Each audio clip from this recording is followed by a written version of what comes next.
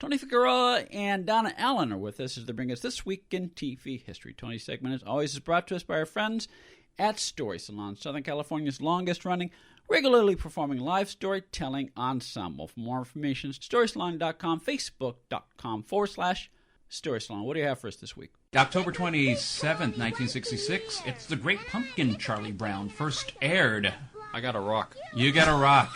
Oh, God. Oh, just thinking about this makes me very happy. It is not Halloween until I see this. Well, right now it's Halloween. It's been Halloween since July in some parts. Yeah. Well, it could technically be Halloween every day in my house because I think I watch this a couple of times a year. It's one of my favorites. It is, yeah. But what you're saying is very true. It is retailers. We're recording this mid-September, and the retailers have already had the Halloween stuff up since before Labor Day. And you know the Christmas stuff is coming up. And Thanksgiving will get in there somehow. When did Halloween stop becoming a kid's thing and more of an adult's thing? I would say the city of West Hollywood probably gets the most credit for expanding, I would say, Halloween as a celebration. And I think it's taken off from there because now people from all over the world and of different... They come to L.A., they come to West Hollywood to celebrate in the street. I mean, they used to do the same thing up in San Francisco, but then about just before I moved down here, the Board of Supervisors shut down. I think they all but shut down the Castro Street celebrations. Well, we used to, as residents of Hollywood, we used to have celebrations on the boulevard. The boulevard would be shut down, and it was always fun. It was always very adult. Yeah. And it was fun, it was a city-wide celebration when I first moved here. I mean, it was wild. Yeah. And I think, the retailers liked it, because you would, pop into stores, especially if you're going to grab a quick drink or something like that. You could pop into stores and you would have, just people walking up and down the boulevard. You had crazy costumes, people with silly string, all that. You would always have at least, 2 or 3 different religious organizations also working the angles. I think there were a few holy wars because you had conflicting denominations crossing paths with each other. So it wasn't about Halloween. It was about which church was better. But then everything West Hollywood had always been there, but everything moved west. Now Hollywood Boulevard, it's much more, it's quiet. I won't say that it's quiet, but it's not as... It is not as wild as it used to be, and it's more families. Nothing wrong with that? Nothing wrong with that. No. Hollywood Boulevard also is... the boulevard itself and the intersecting streets are very vital to L.A., so, it's a big deal when you shut that down for either the Hollywood Christmas Parade, which we do the Sunday after Thanksgiving, or even when a film shoot's going on, or when the Oscars are held at the Dolby Theater now. When you shut down those roads, you really do hurt the normal flow of traffic, which is very delicate at best. And so I know on Halloween and stuff like that, you could really mess up, and to have a big event in Hollywood and West Hollywood, all points in between are always congested and all that. So I know that they had to kind of thin that out probably for those reasons as well. And of course, as this relates to television, is that this is another. Well, it's not a pet peeve of mine, but it's sort of something that when you look at the course of every television season.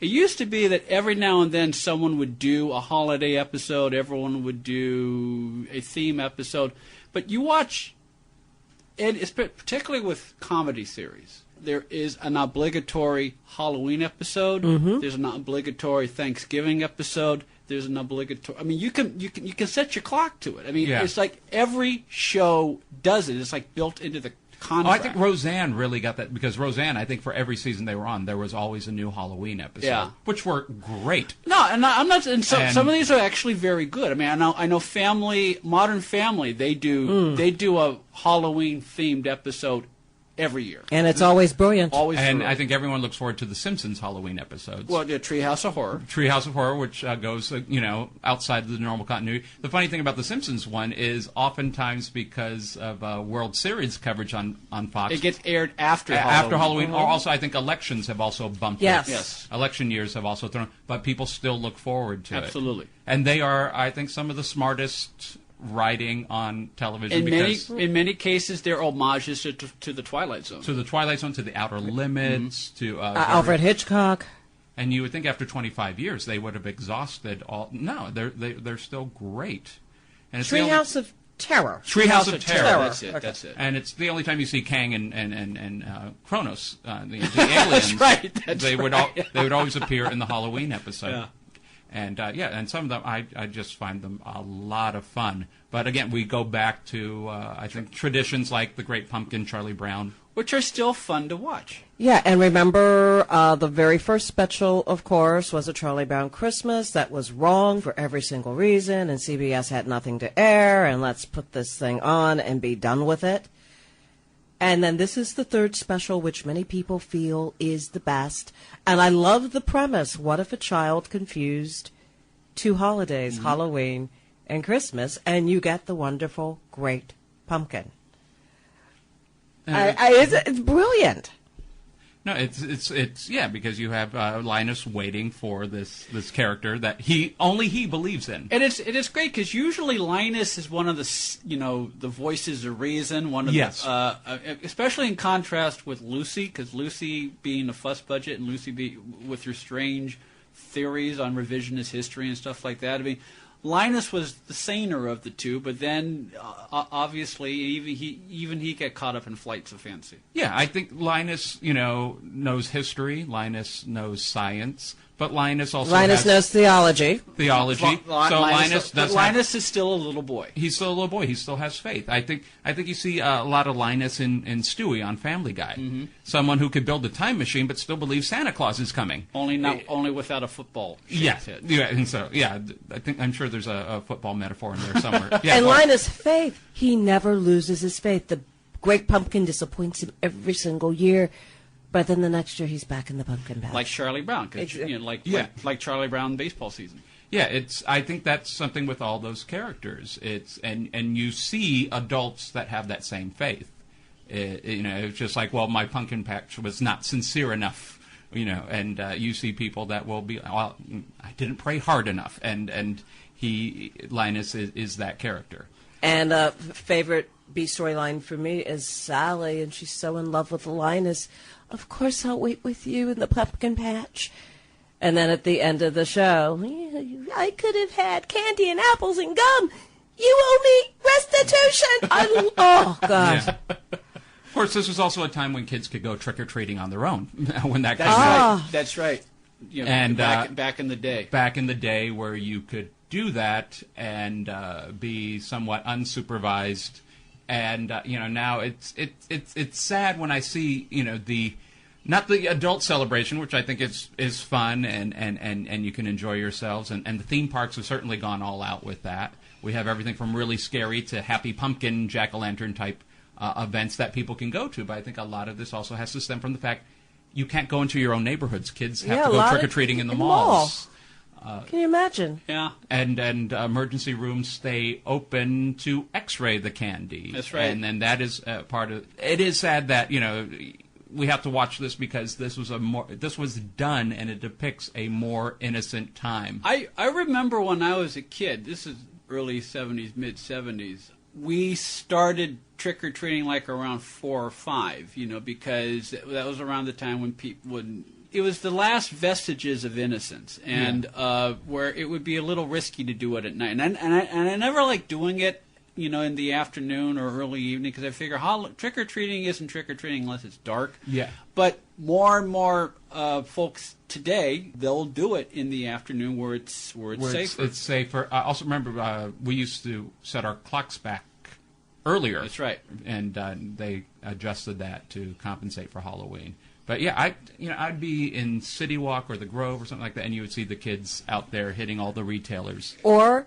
this is a big trend in Los Angeles. You live in one neighborhood, and several families will pack up the kids and drive to a much better neighborhood Yes. to go trick-or-treating there. That baffles me. Well, there's better candy over here. There's better treats over That here. was something that we did when I lived in West Hollywood. Where'd you go? We went to Beverly Hills. Of course. Was it really better? I would say it was better quality. None of that generic stuff. What, Godiva chocolates? You get close. And you'd ring a doorbell. If they were cleaned out, you got cash. I mean, I'm not saying you got Bentleys, but you got. But the thing is, it where pays to scout around. But this is also at a time where when we were of a certain age where we could go trick or treating unsupervised. Yeah. And where West Hollywood is now, at that time, it was mostly retired railroad workers that were living in West Hollywood. So, you would be lucky if you got, the minimal amount of candy from these folks. And then, but you could just walk a few blocks, cross over into Beverly Hills, and go up to some of these really nice mansions. I don't know if the kids could do that today, if you'd have, like, local, security guards, keeping you out. But we could go over there, and a lot of times these houses would be decorated. And, who knows, they probably have industry prop people and, professional decorators coming in. Sometimes I don't know if it was the owner of the house or if it was the servants that would be dressed up, and you would get all this cool stuff, and it was fun. And you could have a lot of fun at that time doing that.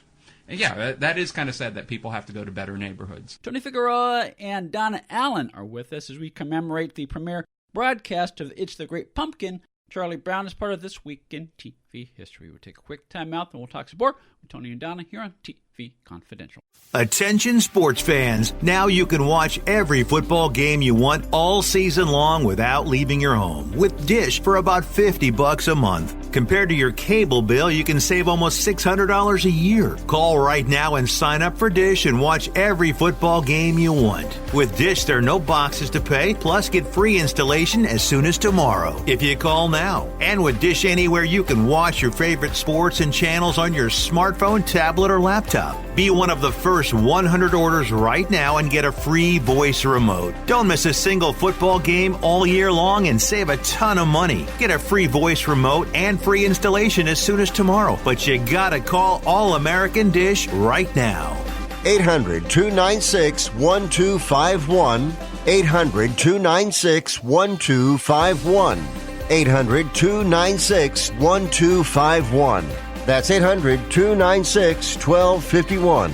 Hi, this is Rhonda Shear, and you're staying up all night or day with TV Confidential. Buying or selling a home can be one of the most stressful things we'll ever do in life, but it doesn't have to be. And no one knows better than our friends at Front Porch Realty Group. They're a community of realtors serving the Northern Bay Area of California that cares about their clients as individuals first and foremost. Whether you're a first-time buyer or looking to lease or sell your property in the Bay Area, Front Porch Realty Group will help you through this important transition by providing you with the right information for your situation while lessening the pain. They also work with a network of realtors throughout California who provide the same high caliber of customer service. Call Front Porch Realty Group at 415-886-7411 for a realtor referral near you. You can also visit their website, frontporchrealtygroup.com, for more information on the services they provide, including upcoming workshops and seminars. For more information, call 415-886-7411 or visit frontporchrealtygroup.com. Front Porch Realty Group.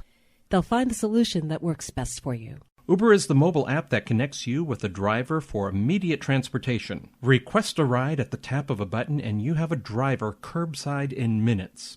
You can choose to be driven in a black car, SUV, or you can choose UberX, the low-cost Uber for a ride in a hybrid or mid-range car. Payment is seamless and cashless, billed to your card on file with no need to tip. Enter the promo code TV Confidential after you download the app to receive a free first ride up to $20. For more information, go to get.uber.com/go/TV TV Confidential.